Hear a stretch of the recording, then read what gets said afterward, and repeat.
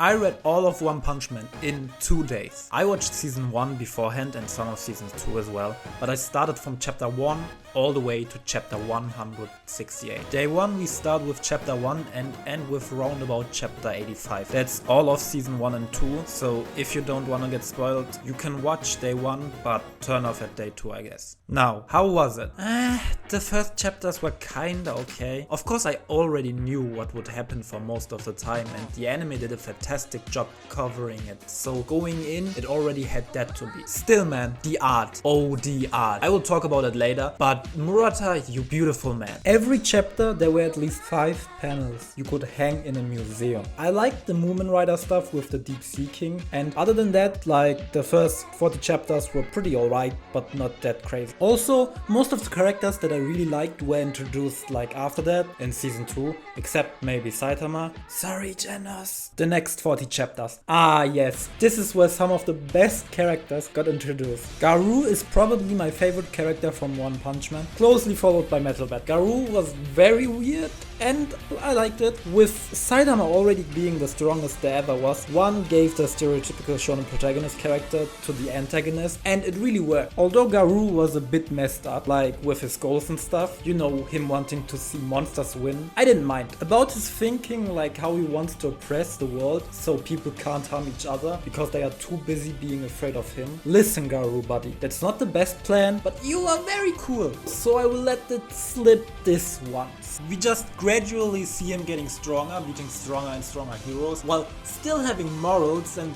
only losing them afterwards, but we will talk about that later. Also, there is Blizzard, and she probably has the most unfitting name in all of anime, because she is really hot. No, but really best girl in One Punch Man. She was annoying in the beginning, but I liked how she managed to be so important even though she is only a B-class hero. Especially her dynamics with her sister were also pretty cool to read. Metal Bat was also very cool. His fight with Garou is probably my favorite Garou fight and one of the best fights in the series. Nothing beats a manly 1 versus 1 where both opponents respect each other. That's it with day 1. Day 2, manga only. I actually started reading pretty late at day 2 and I did pick it up on a 3-hour train ride, so I had much free time to read. And now we enter the fight with the Monster Association and wow. I did not expect that there wouldn't be any other arcs. I still had like 100 chapters left, so surely by the pacing of the first few arcs there would still be like 3 or 4 arcs, right? Right? There wasn't, but honestly that wasn't so bad. I'm a fan of long ass arcs anyways, and the Monster Association arc was really good. It was crazy how one made so many hero characters be more than just some whack side characters like most of the characters we met before. This arc really focused on the S-class heroes and it was cool to see. Before we start talking about that though, this kid, oh my god. I know he's supposed to be a snobby, unlikable brat, but wow! Every time he had screen time, well, it's not really screen time.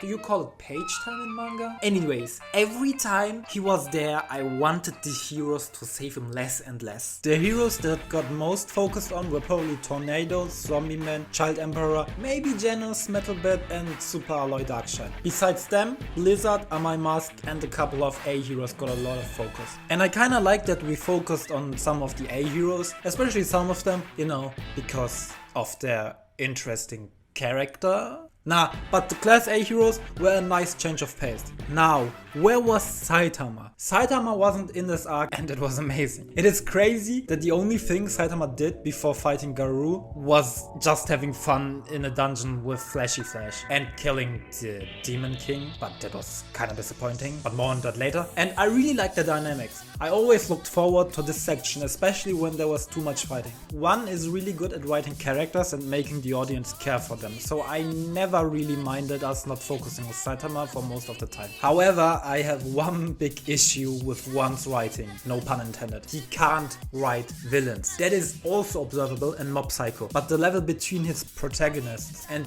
his antagonists are as big as the power level between me and Saitama. Now, I just said Garou is my favorite character in One Punch Man, and yeah, he's an amazing villain despite some flaws, but that is one villain in almost 200 chapters. Most of the monsters were really repetitive and so one-dimensional. This may be totally subjective and One is a great writer and all, and I'm just some silly internet boy, but in my opinion, it just gets boring seeing the 28th monster that is evil because monsters are evil and they want to kill everyone because they are monsters. Like, the only cool aspects of the fights are the art. Murata, you beautiful man. Also, the heroes and the fighting in itself is pretty cool. The monster association in itself was kinda underwhelming, not gonna lie. Also, an advice for aspiring mangakas: never name your villain Orochi, because then he automatically becomes average at best, it seems. Bro, he was the monster king and was killed like mid-arc. Sure, it was against Saitama, but he deadass didn't do anything. Then there's Gyoro, and her build-up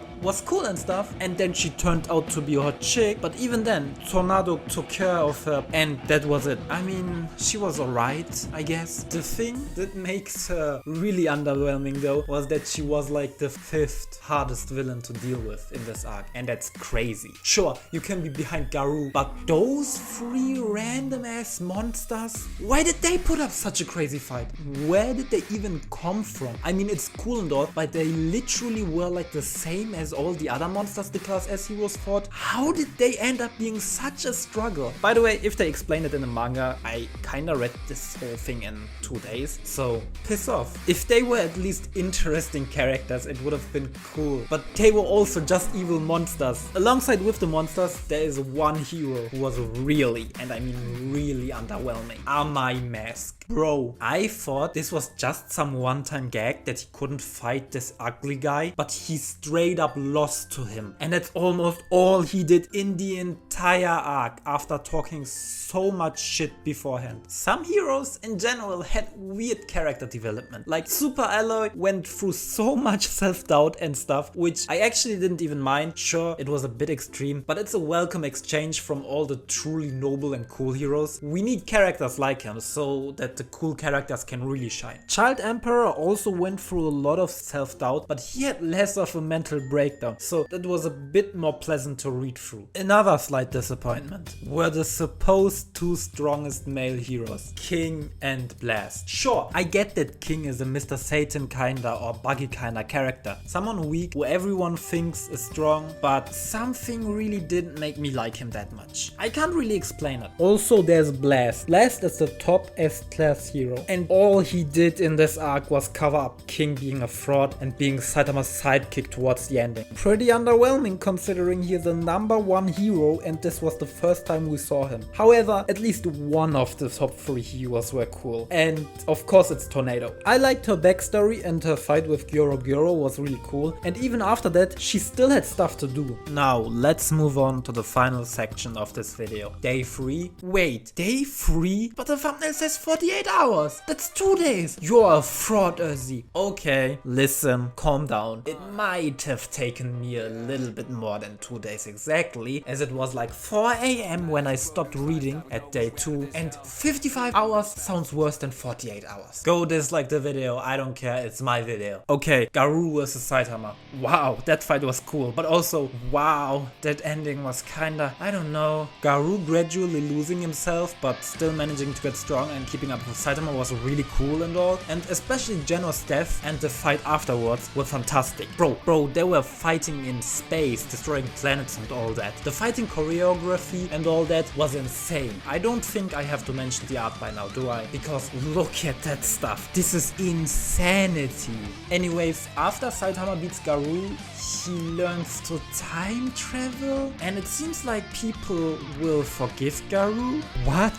There are so many ways of writing time travel, and this isn't the best one, to say the least. Retconning everything that happened in the past chapters, including Geno's death, is just kinda cheap in my opinion. Also, sure, Saitama is a gag character after all, so I don't have a problem with him learning time travel, but why does Garou know the technique for that? Did Bang teach him? And if he did, why the hell was this never mentioned before? Listen, I don't need foreshadowing from chapter 1, but surely something this crazy like time travel could have been mentioned beforehand. Yeah, that's it. Now I'm caught up and in the hell cult of waiting 1 week before a new chapter drops. What's my final thoughts thoughts on One Punch Man though, and how did it feel reading it all in like 3 days? Well, despite all the criticism, it was a joy to read. I never felt bored while reading it and never had a hard time reading all the time. I always wanted to know how it will continue and got hooked, so that's pretty good. Looking back at it, I had a lot of fun. I'd give it an 8 out of 10 because still, I don't think One Punch Man even is like one's best work. It's still awesome though. Reading almost all the time for 2 days was hard though, but with One Punch Man it wasn't as hard as it could have been. 50 likes and I'll do it with whatever manga you recommend. Bye!